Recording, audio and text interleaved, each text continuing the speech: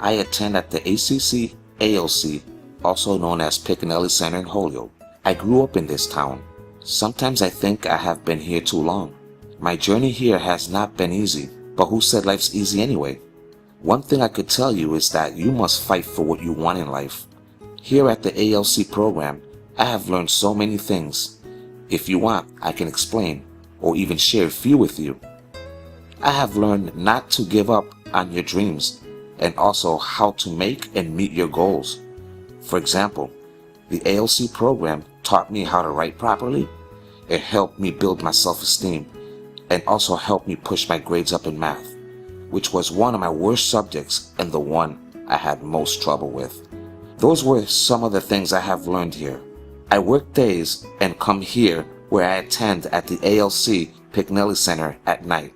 Here is where I have been pushing and studying so hard to get my education.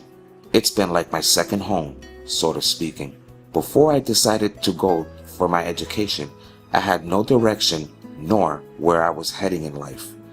Now, with the help of the tutors, staffs, and teachers, have prepared me for a brighter future. Now I am moving forward with my future and taking it to higher grounds. Thank the ACC ALC Piccanelli Center.